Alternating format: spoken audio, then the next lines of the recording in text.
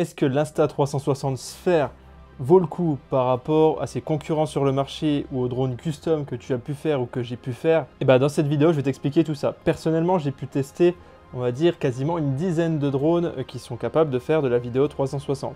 Totalement custom la plupart du temps, comme ce que tu vois ici avec l'Inspire 2 avec deux GoPro Fusion, une GoPro Fusion, le M600 ou le S900 de chez DJI avec l'Insta360 Pro 2, une QooCam sous un autre drone, des caméras 360 sous le Mavic 2 Pro, etc., etc. Et même le module 1 et module 2 de l'Insta360 One Air Aerial Edition qui était a priori intéressante à la base, mais qui n'était pas assez.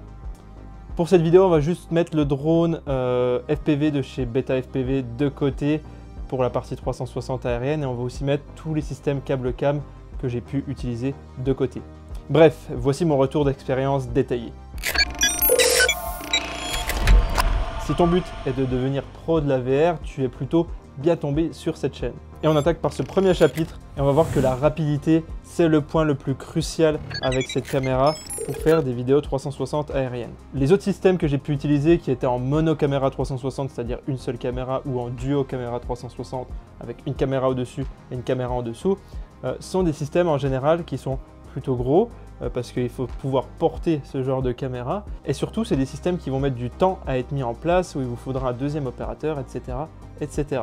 Donc même sur la partie workflow, tu vas voir que c'est beaucoup plus lent et compliqué et fastidieux avec des drones ou des solutions custom d'ancienne génération pour faire de la VR aérienne. Donc voici maintenant quelques petits avantages de la Sphère par rapport à toutes ces solutions. C'est du petit équipement, donc c'est facilement transportable, il n'y a pas besoin d'énormes fourgonnettes pour travailler. On a besoin que de ce petit drone, cette petite caméra, ça passe un peu partout, les batteries sont très petites, tout est hyper transportable. Et ce qui permet d'avoir de la rapidité au niveau du dégainage de tout ça. Dès qu'on arrive en Presta, je veux dire en 30 secondes, le setup peut être prêt à filmer. Contrairement à des setups plus lourds où il faut en moyenne entre 5-10 minutes grand minimum pour préparer le drone. Je parle là d'un Inspire 2 par exemple avec deux GoPro Fusion et ça peut aller jusqu'à 1 heure pour des solutions de type Insta360 Pro 2 avec deux Insta même sur un seul et même drone où là il faut faire très attention, c'est des setups qui prennent du temps à mettre en place. Ce qui est intéressant c'est qu'un opérateur seul peut se servir de ce setup. Donc là on va gagner aussi un petit peu de gain au niveau de la productivité parce qu'on a besoin que de mettre qu'une personne sur ce type de mission. Le point le plus important, ça reste que le drone est totalement invisible et qu'on n'a pas besoin de le supprimer en post-production. Crois-moi, c'était le nerf de la guerre, que ce soit avec un patch, que ce soit avec un ciel en mouvement que tu achètes, que ce soit avec peu importe la technique que tu utilises en fait pour remplacer le ciel, à la fin, tu vas vite te rendre compte que c'est ça qui te fait perdre le plus de temps. Donc clairement, l'avantage de la Sphère, il peut être cumulé aussi à d'autres solutions drones assez intéressantes pour la partie sol où on a une qualité par exemple en 8K et on peut choper juste le dessus en faisant exactement le même mouvement qu'avec un gros drone et du coup on pourra prendre ce patch qui sera assez défini et qui matchera plutôt bien. Donc encore un avantage, c'est qu'on n'aura pas d'énormes gros soucis de stitching avec cette caméra, du moins tu en auras beaucoup moins que les solutions que je t'ai présentées juste avant, crois-moi, et du coup tu vas gagner encore une fois du temps en post-production. Et dernier point, l'export sur Insta360 Studio 2022, tu le verras, il est en Apple ProRes 4.2.2. Tu peux aller jusqu'à là en termes de qualité, donc maintenant c'est la norme, mais c'est super bien pour que n'importe qui après puisse travailler sur les plans avec des PC moyenne gamme. C'est-à-dire que moi, mon apprenti par exemple, quand il travaille les vidéos 360, on peut le faire largement sur son ordi, qui est un ordi beaucoup moins puissant que l'ordi principal de notre société. Chapitre 2, la proximité pour plus de piqué. Oui, parce que ce qu'on recherche en faisant la vidéo 360 aérienne, c'est d'avoir certes un paysage le plus défini possible et le plus net possible, parce que sinon le drone n'a pas grand intérêt, mais c'est intéressant quand même d'avoir la possibilité de frôler les éléments, de frôler votre sujet, de frôler ce que vous voulez mettre en avant ou de se rapprocher très près. Parce qu'il faut savoir que les caméras 360 actuelles ont des ouvertures de f2 qui peuvent être un point fort pour certains plans mais peut être un point faible pour d'autres. L'exemple de la basse lumière bien évidemment qui est très important et que j'explique bien sur cette chaîne.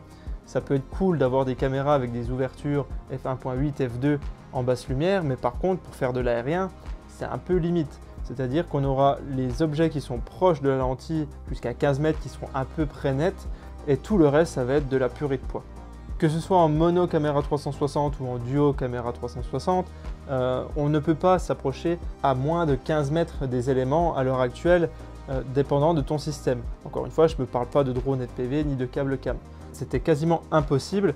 Pourquoi? Parce que tout simplement, on avait un espace entre les deux caméras qui était beaucoup trop important, où la plupart du temps, pour ceux qui font des gros setups avec une seule grosse caméra en dessous, forcément tu as le drone en plein au-dessus. Donc si tu as ici une tour juste à côté et que tu veux faire un truc vraiment sympathique, tu ne pourras pas le faire parce qu'on applique ce système de cône de protection que je te montrerai juste après. Donc quand je dis 15 mètres d'un élément, c'est-à-dire qu'il faut prendre en considération ce système de cône. C'est une moyenne, encore une fois, voilà, par rapport à des éoliennes, par rapport à des éléments qui ont une hauteur plutôt standard comme les églises, les cathédrales, etc. On essaye de ne pas être trop bas, on essayait à l'époque de ne pas être trop bas, d'être assez haut, comme tu le vois ici sur cette vidéo 360 près d'une cathédrale. Tu vois, on n'est pas forcément très bas parce qu'on ne pouvait pas, on était sur un M600, donc on était forcément un petit peu plus haut pour respecter cette protection en cône. Bref, avec cette sphère, on est plutôt pas mal. D'après mes tests, on peut s'approcher à 4-5 mètres des éléments assez facilement et sans problème de stitching majeur. Tu le verras, les vidéos qui arrivent sur cette chaîne vont être vraiment intéressantes par rapport à l'utilisation de Mystica VR. Je vous ai fait un petit template sur mesure pour que vous puissiez améliorer votre stitching parce que croyez-moi, des fois c'est catastrophique. Et donc grâce à cet effet de proximité qu'on va avoir avec les éléments, que ce soit ton sujet ou d'autres éléments, va tout de suite générer de l'émotion parce que les personnes vont comprendre que c'est vraiment ton sujet, parce que si tu n'es pas assez proche, ça va être compliqué à le faire comprendre, à part avec du motion design ou du sound design. Mais du coup, c'est très important d'avoir ce piqué supplémentaire quand on est proche des objets. On fera des tests beaucoup plus pointus sur la chaîne dans quelques jours. Donc maintenant que la résolution des casques VR comme celui-ci commence à être assez intéressante et quand on arrive à diffuser avec des connaissances suffisantes et à faire les bons exports, j'ai fait des vidéos d'ailleurs sur cette chaîne, ça commence à devenir intéressant de upscale. Par exemple, la vidéo de la sphère de 5,7 à du 8K, déjà c'est intéressant et on pourra passer beaucoup plus de mégabits par seconde accepté par le casque. Et en plus de ça, tu le verras sur d'autres vidéos, pour faire les meilleurs exports avec la sphère, il faudra bien évidemment se servir du flux optique pour pouvoir faire du 60 fps avec votre sphère. C'est intéressant quand on veut matcher la sphère avec l'Insta360 Pro 2 pour avoir quelque chose déjà d'hyper qualitatif et avec un framerate qui matche plutôt bien. Voilà, ça c'est hyper important que je te le dise, ça fonctionne bien. Tu sais, si tu n'as pas le même résultat non plus que dans les petites vidéos que je te montre, n'hésite pas à checker cette fiche pour mettre à jour ton firmware parce que bien évidemment la caméra vient seulement de sortir en France, les firmware arrivent petit à petit et il va en avoir beaucoup au début. Et après ça va se calmer, on va arriver sur des solutions à peu près stables. Chapitre 3, on va parler de la sécurité. Ça reprend un peu le point aussi de la rentabilité parce que moins tu craches ton matos, plus tu vas être rentable quand même sur tes prestations. Donc dans l'idée, toutes les solutions custom que vous avez pu faire, les petits accessoires qui sont à rajouter sur des drones que vous pouvez imprimer en 3D, etc. pour mettre des caméras 360, c'est toujours risqué. De toute façon, je peux vous le dire, j'ai pu cracher quelques drones et perdre quelques caméras en vol dû à des solutions custom que j'ai achetées quand même sur internet. Croyez-moi, c'était pas le plus sûr du monde. J'ai craché 2 ou 3 fois l'Inspire 2 je crois pour faire mes tests et j'ai perdu une Insta360 One R que j'avais mis sous un Mavic 2 Pro. Alors malgré tout, malgré mon expertise et mes années d'expérience, croyez-moi que maintenant je fais attention à tous les points. Donc la sphère pour moi au niveau de la sécurité, qu'est-ce que ça apporte? Tout simplement par rapport au développement qui se fait depuis des années avec le module numéro 1 et le module numéro 2 qu'ils ont créé, qui ne sont pas forcément à ce stade-là, on va dire, en termes de conception. Là, on est vraiment sur un produit fini qui commence à fonctionner correctement et qui commence à être vraiment optimisé. Les 2 modules d'avant, c'était du pipi de chat. Donc la fixation entoure totalement l'intégralité de ton drone, ce qui permet de ne faire plus qu'un entre le drone et la caméra, ça c'est hyper important. Mais ça apporte aussi des problèmes au niveau de la vibration, qui est très intéressant et très important, on le voit dans une autre vidéo aussi. Donc les caméras ne pendent pas, elles sont bien fixes comme je viens de te le dire, ce qui évite d'avoir quelque chose qui passe devant les capteurs d'obstacles, qui ne te permettrait pas d'atterrir sereinement. Et le fait qu'elle ne pend pas te permet d'atterrir facilement sur ta main sans pouvoir non plus trop salir et abîmer tes lentilles. Donc ça, c'est vraiment un point incroyable.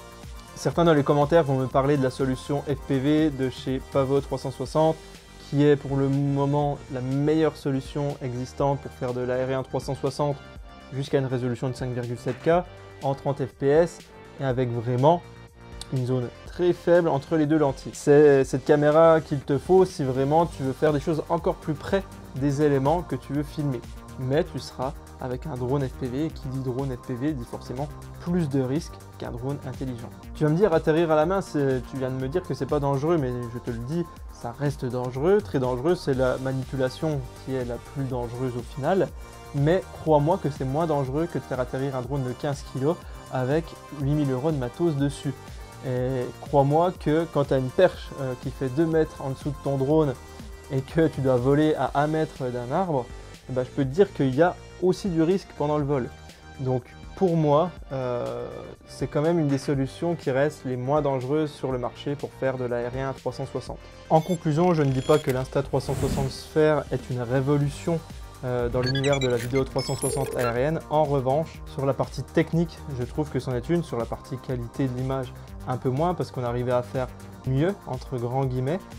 Mais là, on a vraiment un aspect vraiment hyper pratique au niveau de la technique. On peut changer la batterie quand on le souhaite. Il y a une batterie vraiment qui s'enlève. Hyper facile d'utilisation. On peut l'utiliser avec l'application sans souci.